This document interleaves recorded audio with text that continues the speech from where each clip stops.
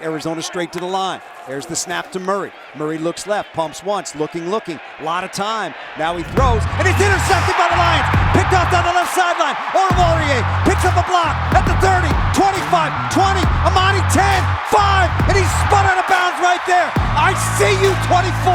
I see you.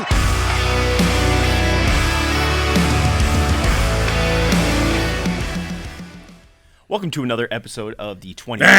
It's going to be one of those. Here we go. No, we go. I love it. All right, ready? Yeah, good. Welcome to another edition of the 20-Minute in the Huddle podcast. And I have to tell you guys, I've been excited about this one. My guest today, Antwaan Randle, the Detroit Lions wide receiver coach, former All-Pro. And I've got to ask you the first question I have. Okay. The most memorable play that you had in your professional career. I think I know it. I think we all know it. But I'm curious if it's the same one for you. It is. I have a lot of memorable plays. That one just definitely comes to mind. Which one are we talking about? We're talking about the one that happened right there at Ford Field. At Ford Field. In the Super Bowl. Super the Bowl first 40, wide receiver to ever throw a touchdown in the Super Bowl. And I'm just curious, every time the Lions have a home game, do you replay that play in your head? Do you go to that spot? Like, I always wonder that when I see you on the field pregame, if that just instantly goes back into your head. You get to relive that every Coming Sunday? out of the tunnel, like it's every home game. Yeah. Like, even when I was in Tampa, I would come here. Like it was like it's just like reliving it. So it's so I get a chance to relive it all the time now. What a special thing, though, right? I mean, you it's pretty coach. cool. You coach. Your home stadium is a place where your most memorable moment as a player is. You just get to relive that every Sunday. A lot of people don't get a chance to do that. So it's pretty cool for sure. Now we talked at the Senior Bowl. Yeah. And the Senior Bowl, you made a statement. You said, look, I want us to sign one guy in free agency, right? Check. And I want us to draft 2 wide receivers because I want talent and I want depth in that wide receiver room. Now, does it count that they use 2 draft picks on Jameson Williams? Does that count for your figuring there? I think at the end of the day, next time I'm gonna keep my mouth shut about what we're trying to do. But I am grateful that I shouldn't say that we look at Brad and Dan and their thought process of getting us better, and particularly that position, they did a great job. Yeah. And sought out in terms of what made sense for us, what made sense for us in free agency, what made sense for us in the draft. And they pulled the trigger on both of those guys, and DJ Chark and then also Jameson Williams, and it's been good. Obviously, Jameson's not ready to go right now, but mentally he's sharp. He's looking at get all the plays down, and he'll be ready to go whenever we unleash him. And then obviously DJ is doing extremely well right now here in the spring. So he's making a few plays out there, huh? He is. He's making some plays, and that's what we want to see. And then he kind of slow start, and then he just started coming out of his shell. So and he's doing it even more and more. So it's good to see. It seems like him and Jared have a kind of an early rapport there. I know he went out to California and they threw together. That's a common practice, but they've made some plays here in the open OTA practices, some stuff down the field that's got to excite you. It seems like they're building a nice little rapport. They are. And it's not just on the field; it's in the classroom, and like you said, getting together. Before we even got here in the spring, them getting together as a group. So it's been good to see. And then the film study, something happens on the film, and before Jared even gets it out of his mouth, DJ say, "Yeah, I know, I got to do this," or vice versa. DJ say, JG, what you think about? And before he even finished it, Jared respond, "Man, my bad, I should have put it here or put it there." It'll be so. The rapport is there, and again, it can get stronger, and that's week after week, rep after rep, in terms of getting together, and they'll definitely get together even in the summer when we're not together as a group. And I'm speaking with Lions wide receiver coach Antwaan Randle. That's right.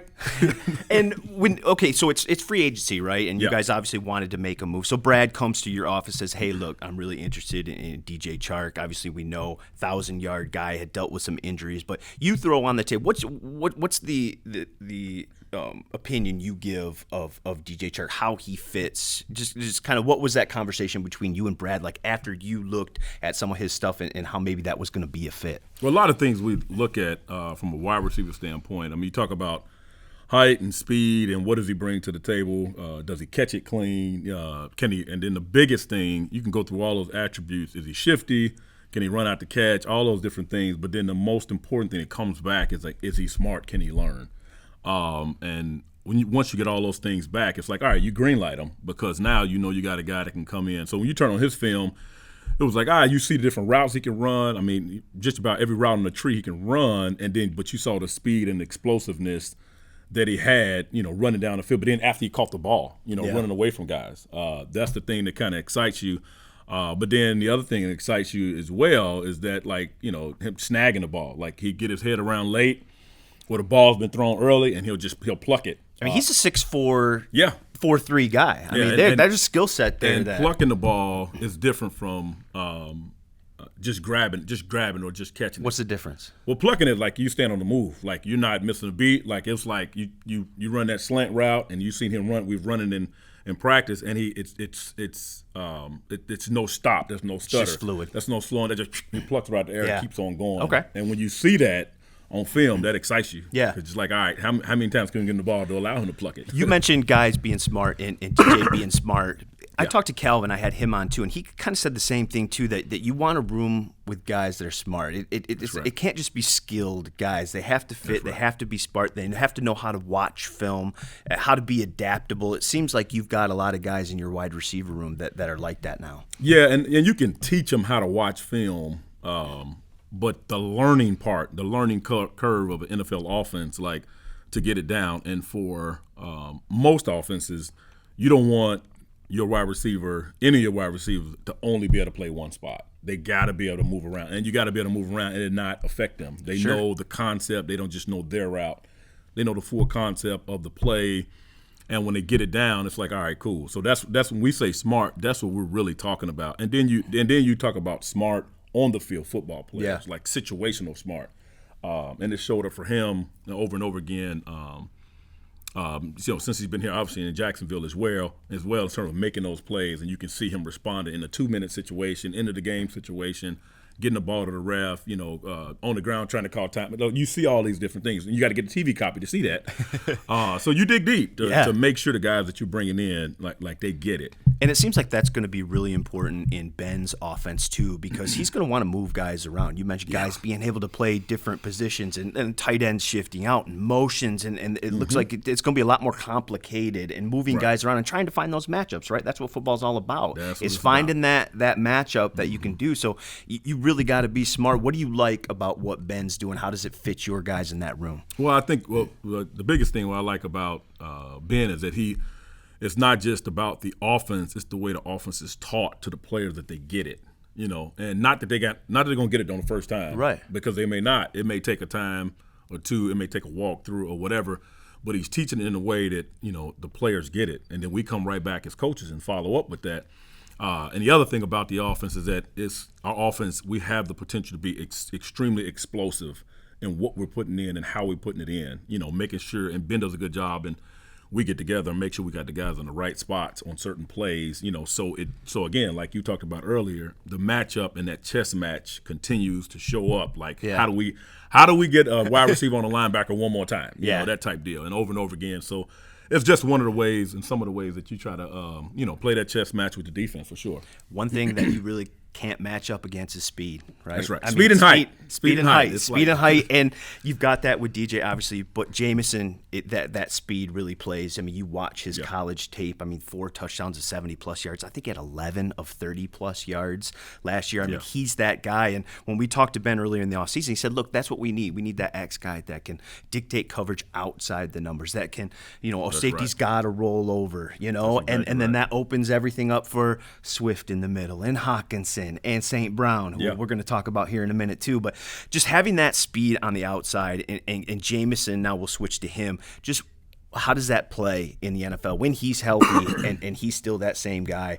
Just how will he dictate what defenses have to do against you guys? Well, I mean, you mentioned some of it already, like Ben mentioned, and then the other thing we got to realize, like, again, we talk about smart players, like, it's about moving them around. Now, that defense has to focus on speed, whether speed at number 3, number 2, or number 1. They got to try to play for speed. Well, when you got all the speed, like, they can't just, we dictate, what's going to happen and how it's going to happen. And you can do that when you have speed. And we did it. We got to it a little bit last year with Khalif doing some stuff. And Josh. That helped. That's right. And Josh came in. And so really helped us out then, and now we can take it to a whole nother level, starting fresh from the beginning. So it's going to be really good for Jameson, and obviously Chark coming in and bringing us that speed. And then, and I know we're getting to St. Brown and some of the other guys, but I really like the crew that we have right now. Wide receiver is very competitive in our room, and that's what I like to see. That helps us get better. That's what you wanted when you talked to us. Yep. And I mean, you look at that room right now. I mean, you're talking about a guy like Quintez Cephas. I mean, he was really playing some good ball before the collarbone injury. That's right. And Trinity Benson, a guy who's made some plays here early. I know didn't have the season last year. He wanted to, got into the playbook this offseason. That had to be something he improved upon. But when you're talking about a guy like Quintez Cephas as potentially your number 6 guy in that room, I mean, Antwaan, that's some pretty good depth there. You got to just sit back and kind of smile sometimes because that kid can make some plays too. And if you're talking about you're 6 deep with guys that can really come in and make plays, you got to love that room right now. No question. I love my room, and like I said, the competitive nature that takes place, and it's not just on the field. We compete in the classroom, get up on the board. Who can draw this play up and have them as most deep detail on 30-second clock. Draw these plays up. How much detail can you put on it right on down the line? So we compete all the time. But like you said, with having, guys like that now, it's like shucks. Pick of the litter in terms of, hey, you can put guys where you need to put them. And, hey, a guy goes down, you got another guy that can step in and you don't lose a beat. Yeah. And Trinity cannot say enough about what he's done this spring thus far. He's been doing extremely well, and we water hosed him last year for sure. When he got here in September, and it was like, Kool-Aid splash, like take that. And we just kind of kept giving it to him. And you could see it became too much. Yeah. And it was too late kind of pulling it back, and it was like, all right, by that time he kind of lost his confidence. But this kid is going to be good for us too, and you can see the spring that he's had so What far. does it say about him as a player that he took that criticism, said, hey, coach, what do I need to do? Hey, Antwaan, what do I need to do to be better? And then he takes that, and then he comes here in OTAs and springs. We saw, this week making some tremendous plays in some competitive periods. What does it say about that kid? That says a whole lot. It says a whole lot, and most importantly, that he's a pro. Like, he wants to.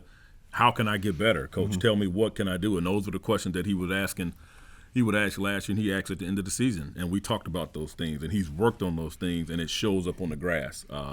And our thing is, okay, every guy we have out there right now, we know what they can do, we know who they are, but at the same time, we say, okay, all right, we're in shorts right now.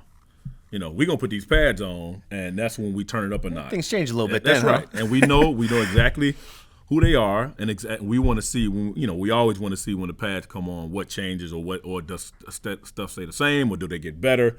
So that's always the challenging part. But I love what we've done so far in the offseason with our wide receiver core. And again, kudos to Trinity for turning it around and really being where he's supposed to be when he's supposed to be there. Now we're talking about 7 guys. That Yeah.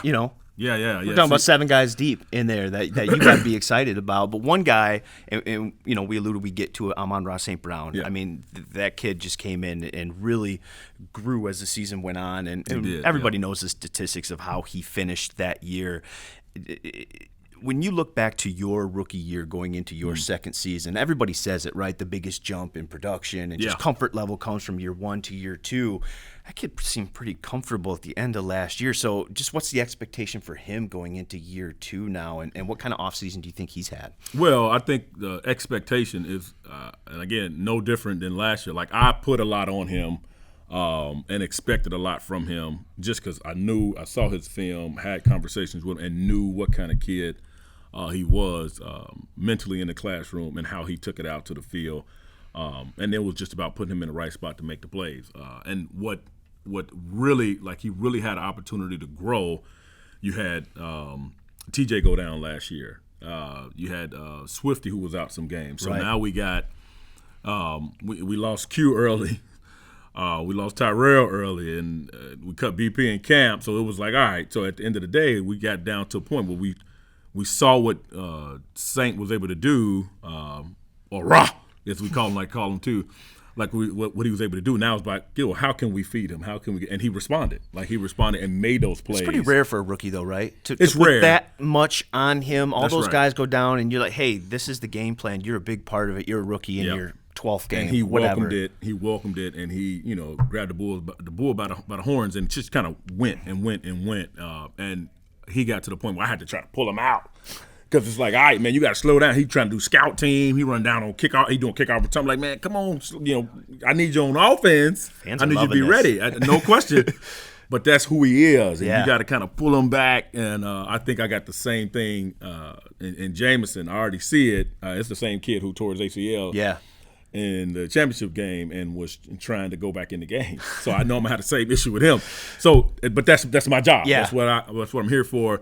Teach him, make sure I can really protect him in a lot of different ways, but at the same time, let him go. Let him be free so they can play. And St. was able to do that last year for sure. Some comparisons St. has gotten. We talked about your play at the top. That touchdown pass was to Hines Ward. Yeah. Some comparisons there. Now, obviously, that's lofty. Hines Ward is a Hall of Fame caliber, in my book, type guy, just for the physicality that he played. But Amon showed some of that, didn't he? Does he have that kind of mindset that he doesn't mind mixing it up? He does not. He made some terrific plays blocking, which I know you have to love. It has to be important in your room.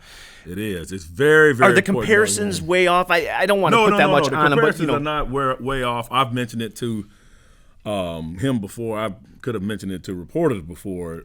At the end of the day, like, he has that mindset. I was with Hines in that locker room, in the classroom with him, and know like he has a similar mindset. And the idea of blocking and making sure like my guy ain't gonna be involved making the play, and not just blocking him, but I want to erase him from the picture, type deal. So the physical nature is there for sure, and then the ball skills are there when it comes to the pass game and stuff like that. And then we talk about smarts and understanding. Same thing with Hines. Hines was, I was just I say a gym rat, but when it came to the classroom, like, he was in his book. And Saint's the same way in terms of knowing where he's supposed to be, and knowing his assignment, being where he's supposed to be, when he's supposed to be there. So there's definitely some simulations there, some familiarity that I see and have certainly. I mean, just continue to see it. I think he'll continue to flourish. It's just a matter of him get going again this year. And now we got some other pieces to put him around. It's going to help that. Again, I'm talking with Lions wide receiver coach Antwaan Randle, and I know you're on a tight schedule. Always fitting us between meetings and practice, and I really appreciate it. So I got one more here before you got to get out to practice. Just talking with you for 20 minutes now, it seems that you are really excited about this wide receiver room. Yes. I mean, you are really genuinely about the talent, the depth, everything else. Just how good can this unit be when you pair it with an offensive line that could be top 5 in the NFL if those guys stay healthy, a Pro Bowl type tight end, a running back in DeAndre Swift, who I think can be a 1,500-yard scrimmage guy this year if you guys give him the touches, and then you've got all this depth at wide receiver. And you've got a quarterback in Jared Goff who proved last year if you keep him healthy, he can deliver the football. And so just the excitement level is really there for you in this wide receiver room, no question. isn't it? The excitement level is there, and the expectation is high at the end of the day. And they know that in my room. They know what I expect from them. Like, I don't know what everybody else expects. I know what I expect from my guys, and they get it. And I show them. I started off like this is what expected, and we go down. We go down through the list of what expected of them, and we'll come back for training camp. Guess what? We'll go through the same list because I want to make sure they know, and that helps us. That sets the stage as to how we're gonna compete and how we're gonna move forward. But you mentioned offensive line, running backs, quarterback, tight end. You mentioned that, and it takes everybody. At the end of the day, in order for our wide receivers to be great, it's going to take everybody. In order for Jared to be great, it's going to take everybody. Like, everybody plays a part and have to have their hand in the pile to be able to make this thing work. And that's where we're headed. He is Antwaan Randle, L. That was a great little 20 minutes with him. Yeah. We'll see you guys next time.